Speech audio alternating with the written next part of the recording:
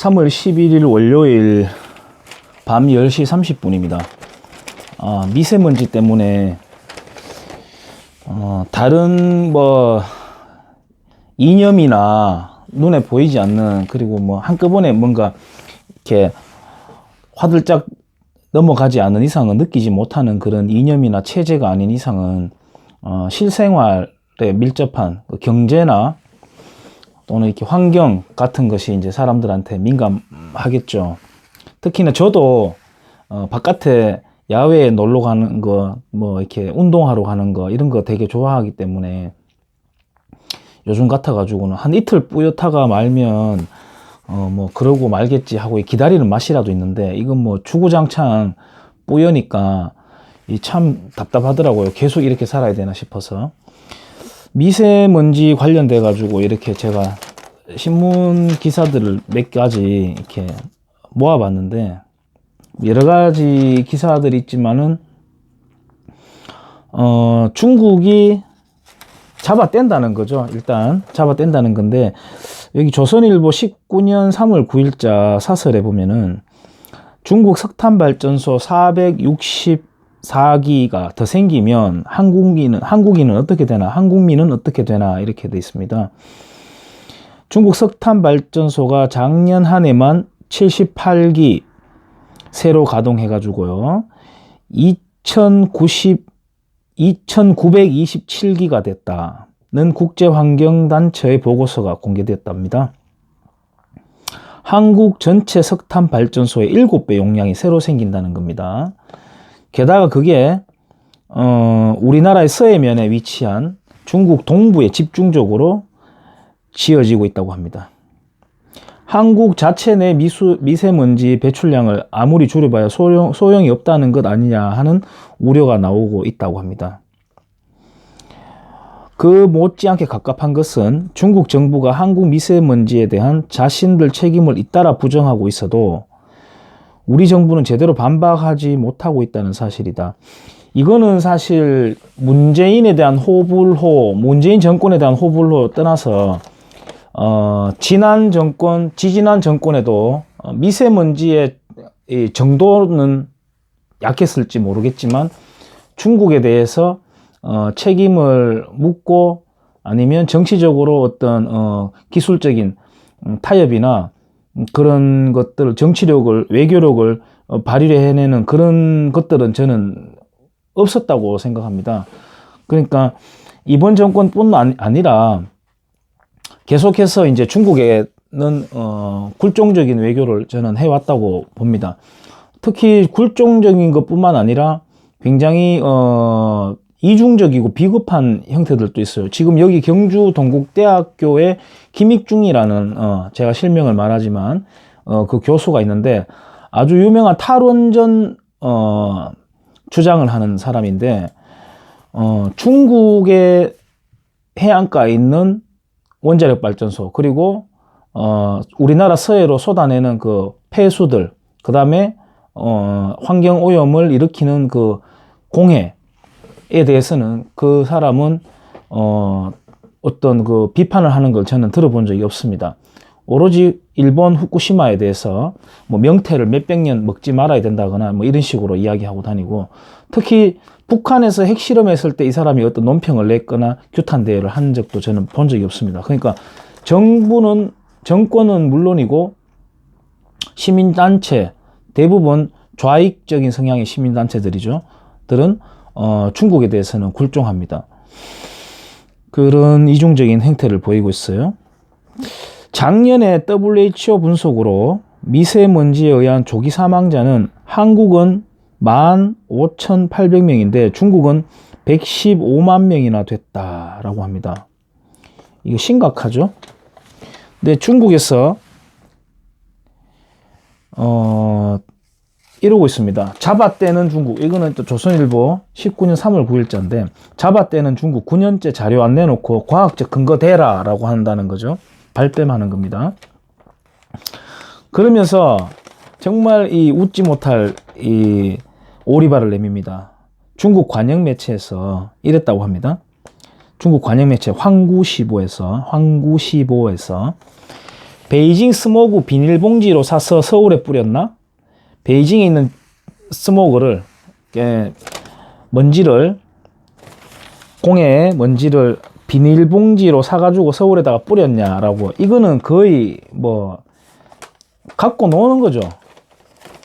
이거는 완전히 사람을 갖고 노는, 발뺌하는 정도가 아니라 완전히 무시하는 겁니다.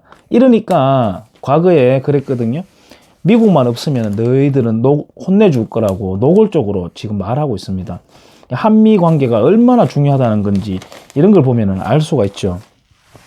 근데 중앙일보 3월 11일자에 보면은 중국 미세먼지 오리발 내미는 게 나사 위성에 딱 걸렸다라고 했거든요.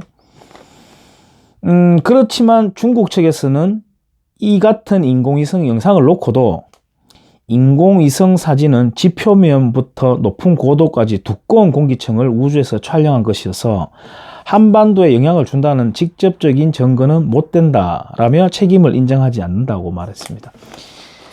이거는 거의 그냥 과학적인 주장과 논박의 어떤 그 말싸움이 아니라 그냥 개무시하는 겁니다.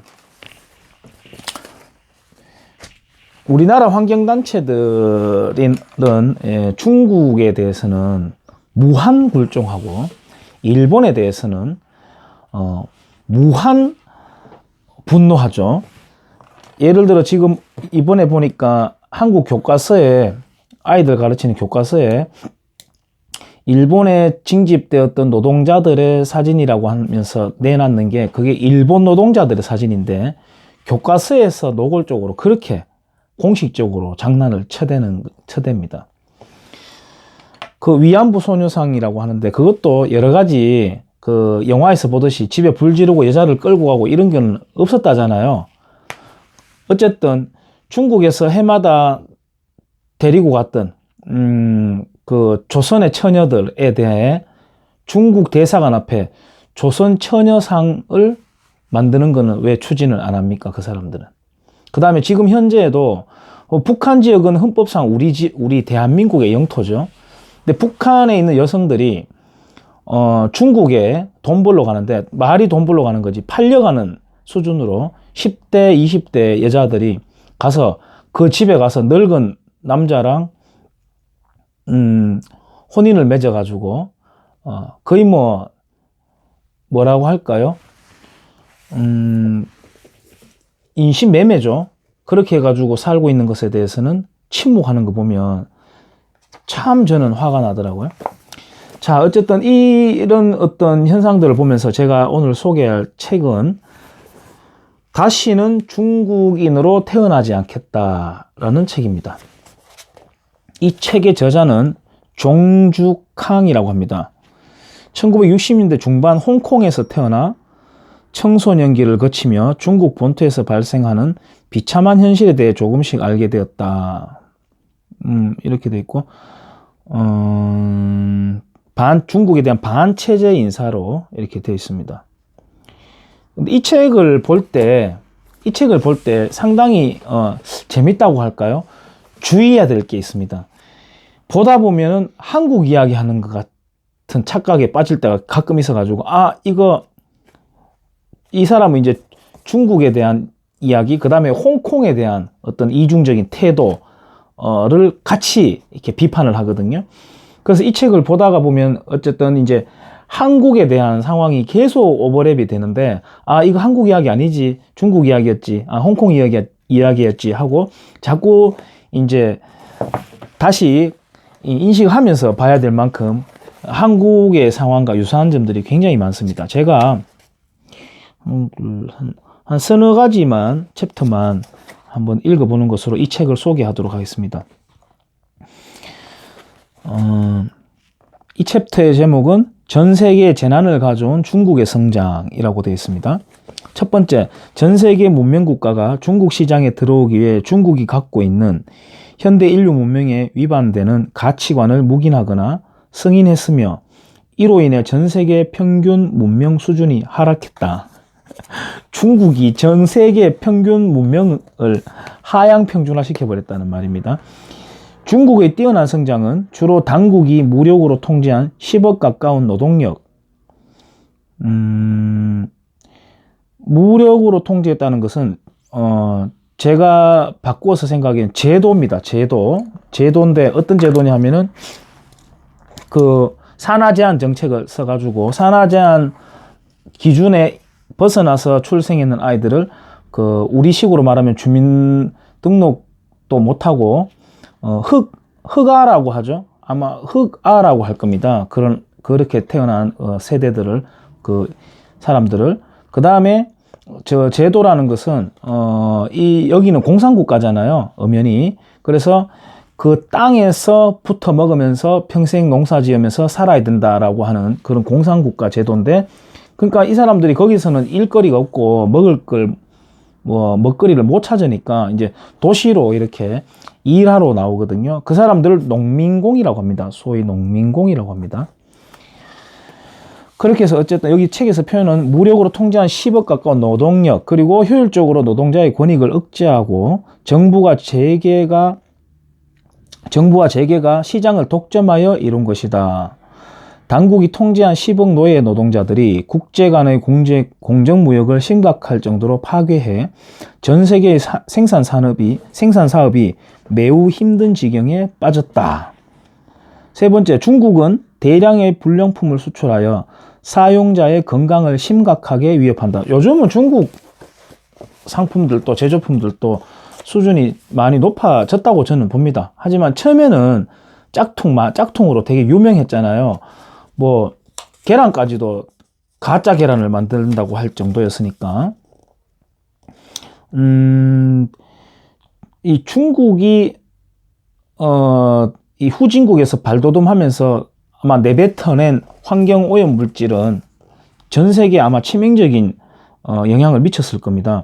중국이 지금 이 설명을 들어보면 중국의 경제는 아직까지 착취 경제에서 벗어나지 못했습니다. 착취 경제라는 것은 국가는 왜 실패하는가 에서 데런 에스모글루가 지은 국가는 왜 실패하는가라는 책이 있는데, 제가 이 책에서 얻은 소스는 아직까지 기억에 남는 거는 착취 경제입니다. 착취 경제는 지금 북한이 그렇고 그다음 과거 조선이 그랬죠. 뭔가 갖고 있으면 다 가져가고, 또는 자기의 노력에 걸맞는 임금을 보전받지 못하고, 그런 것들을 착취 경제라고 합니다. 계속해서 그런 사회는 이제 성장할 수가 없는 사회죠. 이런 중국의 이야기가 있고요. 다 읽기에는 조금 길겠습니다. 그러니까 중국은 자유통상, 개방, 신뢰라고 일컬어지는 그 글로벌 스탠다드에 미치지 못하죠. 그러니까 이런 것들이 미중 무역 전쟁은 패권 경쟁이기도 하지만, 패권 경쟁인데 총칼 대신 지금 이제 교역으로서 이렇게 미국이 중국을 제압하고 있는 과정인데, 그 중에서 핵심이 중국의 이런 어떤 분식을 해버린다거나 성장률 자체를 속인다거나 가격에 국가가 개입한다거나 덤핑 같은 거, 국영기업들이 많이 있으니까 이런 것들을 미국이 이제 손대고 있다고 저는 봅니다. 그 다음에 이어지는 챕터가 극권 통치에 시장 경제가 자리 잡을 수 있겠는가, 이렇게 나오고 있습니다. 그 다음에 한 챕터는 제목이 도덕으로 종교를 대신하려 들다, 이렇게 있습니다. 이거 잘 한번 들어보세요. 나는 외국인들에게 2000년 동안 우리 조상들이 그냥저냥 살아왔다고 말한다. 한 걸음 가면 한 걸음 잘못 가고 100보를 가면 99보를 잘못 갔다. 진지하게 해결해야 하는 문제들을 우리 조상들은 거의 백지 상태로 남겨두었다. 그들은 모두 허례허식, 잔인한 살인, 가혹한 형벌 연구, 글쓰기, 과거에 평생 투신하기, 음양오행, 단약 만들기, 장생불로 연구, 죄상 날조하기, 2단 탄압, 낳기만 하고 기르는데 무심하기가 이를 데 없는 번식. 여인의 작은 발 감상하며 놀기. 3년 부친상, 3년 모친상. 죽어라고 돈을 모아 화려한 장례식 치르기. 죽어라고 돈을 모아 화려한 장례식 치르기.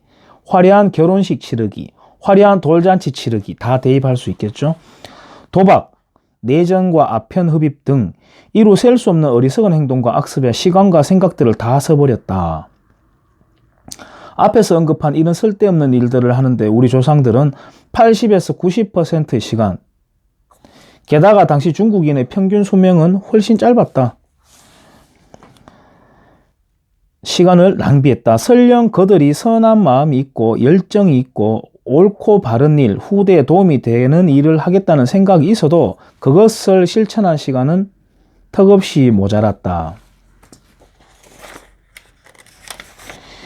우리 조상들이 어리석고 책임감 없다는 사실은 2000년 동안 하루 종일 이런 악습에만 젖어 있으면서 중국인의 정신적인 필요를 진지하게 해결하지 않은 점, 중국인의 종교 신앙을 위해 견고한 기초를 닦지 않은 점에서 알 수 있다. 중국이 발전한 것은 장기적으로 보아 미봉책을 남발하고 임기응변을 반복했기 때문이다.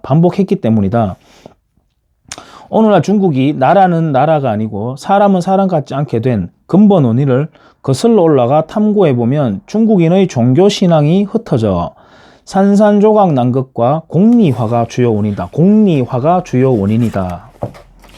근데 좀 비약한 점도 많이 있다고 봐요. 중국은 우리나라의 실학가로 대표되는 박지원, 박재가, 이덕무 이렇게 백타파라 불리는 자, 이분들이 중국 청나라의 선진화된 문물을 배워오자고 했던, 그러니까 지금의 중공이 아니라 지금으로 치자면 패권 국가인 미국에 해당되겠죠. 또는 그 앞전에 패권 국가였던 영국에 해당되는 그러한 규모의 수준에 도달해 있는 청나라가 있었음에도 이 사람은 너무 지나치게 좀 비약을 한 것 같기는 하지만 아무튼 이런 말이 있어요.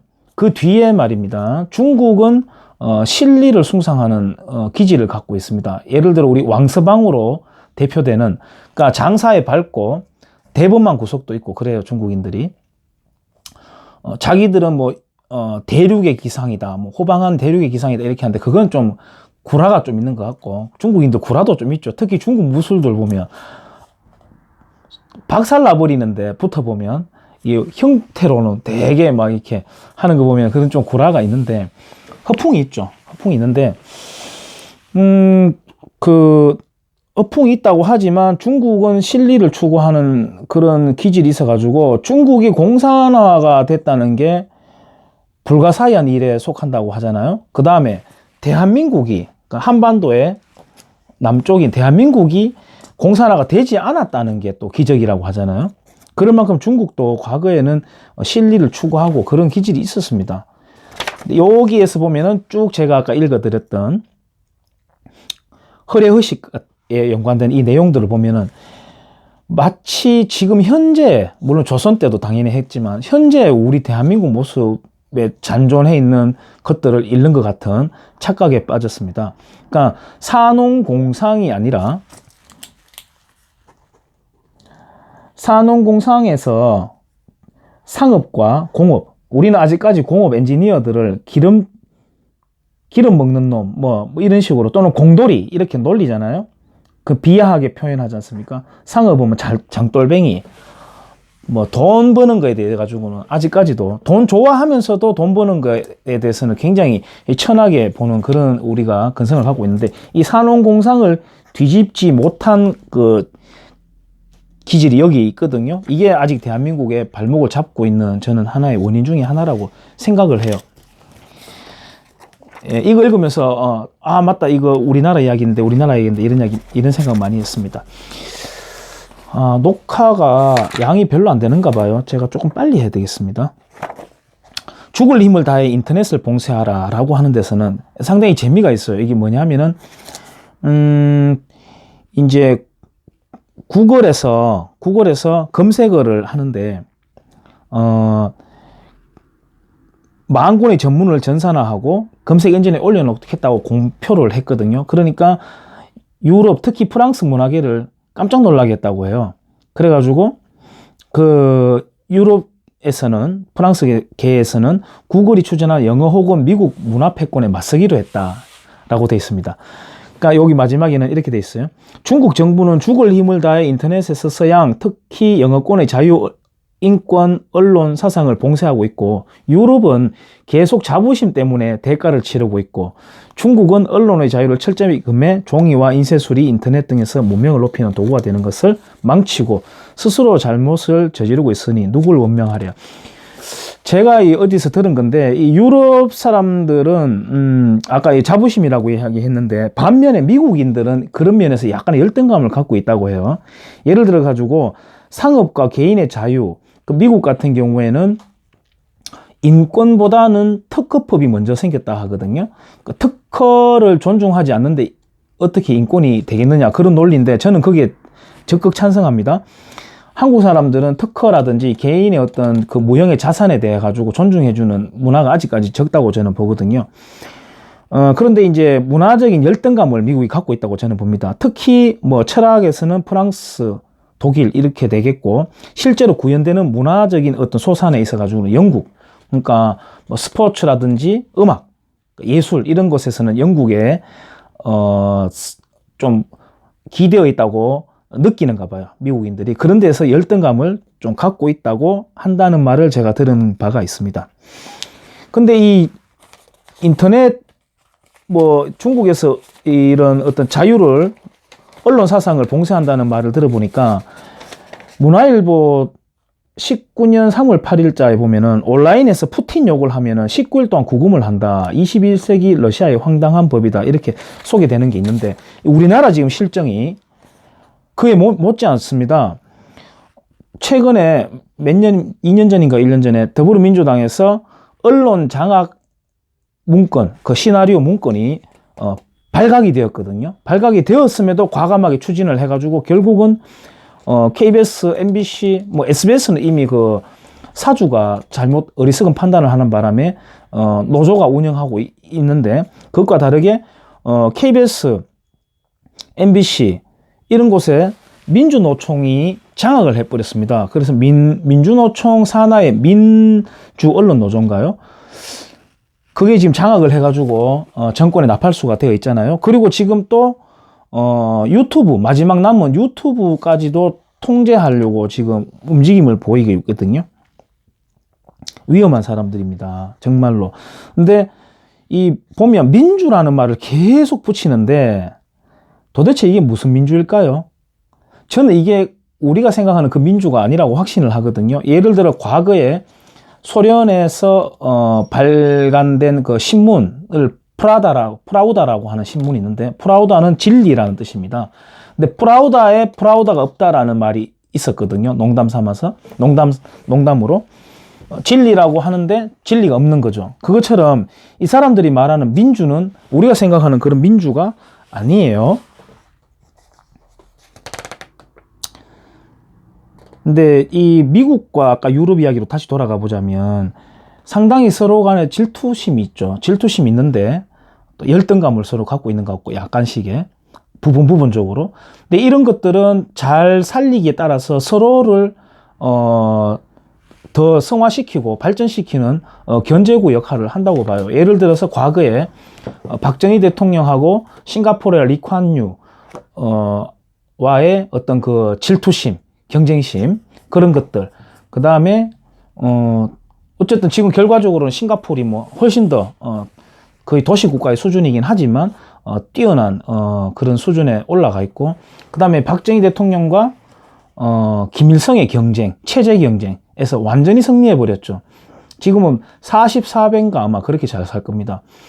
근데 서로 견제를 했는데 싱가포르가 한국이 같이 상승했는 것과 달리 북한은 계속해서 나락으로 떨어져 가지고 오늘 신문을 보니까 김정은이도 소고기국에 살밥. 그러니까 자기 할아버지가 약속했던 이 밥에 고깃국이라는 약속을 또 하더라고요. 아직까지 안 지켜졌나 봐요. 아직까지. 자, 거기까지 해서 넘어가고요. 여기까지가 녹화가 될지 모르겠습니다. 제가 휴대폰에 양들이 뭔가 많아가지고 촬영이 제한이 좀 되는 것 같아요. 여기 챕터의 제목은 순종하는 백성이여 민주를 논하지 말라. 이 말은 이거는 꼭 좀 우리가 알아야 될 내용인 것 같습니다. 읽어보겠습니다. 과거를 보면 현재를 알 수 있듯이 지금까지 나는 홍콩 국회에서 없어서는 안 될 진정한 민주투사를 단 한 명도 본 적이 없다. 또한 그들에게 어떤 희망도 품을 수가 없다. 하지만 정치 불안당의 심리를 이해하는 것은 어렵지 않다. 이해할 수 없는 것은 생활고에 짓눌려 반쯤 죽은 이미 투신 자살을 기다리고 있는 무수한 사람들, 그리고 정부와 정치인들에게 반평생 우롱당한 국민이 여전히 그 후보자들과 똑같은 열정으로 선거활동에 참여하고 있으며 투표율이 공전의 55%를 기록한다는 것이다. 보황당에 투표하는 것은 악인의 앞잡이가 되어 나쁜 짓을 하는 것이다. 하지만 장기간 백지 답안지만 내는 민주파에 표를 던지는 것 역시 무능한 자들에게 관용을 베푸는 것이다. 홍콩의 민주파는 결국 당국이 배치한 외관만 화려한 가짜 민주주의, 쇼 윈도우를 꾸미는 데 도움을 줄 뿐이다. 만일 가짜 민주가 그래도 진짜 독재보다는 낫지 않느냐고 묻는다면 인화이광과 같은 사상가와 민주화의 선구자들은 동의하지 않을 것이다. 인화이광은 은혜광이라고 합니다. 1919년에서 69년까지 살았는 사람이래요. 이 사람은 놀라운 사람입니다. 1935년에 사상과 논리에 심취해가지고요. 1935년에 16세의 나이입니다. 동방잡지라는 책에 의지 자유의 금토라는 글을 발표할 정도로 뛰어난 사상가였습니다. 이 사람은 장제스를 지지하기도 하고 비판하기도 했는데요. 국립타이완대학에 재직하며 반공정책에 협력하고 중국 국민당 당국과는 마찰을 빚기도 하였습니다. 위암으로 50세에 사망했습니다. 주요 저술로는 중국 문화의 전망이라는 책이 있다고 해요. 이런 사상가들은 동의하지 않을 것이라는 거예요. 가짜 민주라는 개념을 혼란에 빠뜨리고 언어를 오염시키고, 다시 읽어볼게요. 민주라는 개념은 혼란에 빠뜨리고 언어를 오염시키며 표본으로 삼기 어려운 반면 진짜 독재는 명백하게 드러나 정상에 따라 쉽게 대처할 수 있다. 그러니까 차라리 진짜 독재보다 개념의 혼란을 일으켜가지고 민주라는 이름을 앞세운 개념의 혼란을 일으키는 자들이 더 나쁘다는 뜻입니다. 홍콩의 의원 선거는 가짜 민주화를 꾸며내는 허위극일 뿐이다. 허위 연극일 뿐이다. 그토록 많은 선거인과 후보자들이 목이 쉬어라 있는 힘을 다해 가짜를 진짜처럼 꾸며대는 장면은 가히 희극적이다. 이에 대해 총극이란 말입니다. 이에 대해 루시는 악효증전을 지었는 사람을 말합니다. 이런 절묘한 표현을 했다. 중국에서 익살스러움을 찾으려면 재미있는 문장을 보아서는 안 되고 엄숙한 일을 보아야 된다. 반드시 생각해 보아야 된다. 그러니까 자기가 뭔가 거대하고 대단한 어떤 그 가치를 지향하는 듯한 쇼를 벌리는 모습들을 진지하게 말이죠. 그걸 보면은 오히려 재밌다는 거죠. 다 가짜라는 뜻입니다. 우리에게 시사하는 바가 크죠. 자, 미세 중금속 먼지에 대해서 발뺌하는 잡아떼는 중국에 대한 기사를 보면서 소개해봤는 다시는 중국인으로 태어나지 않겠다라는 책이었습니다.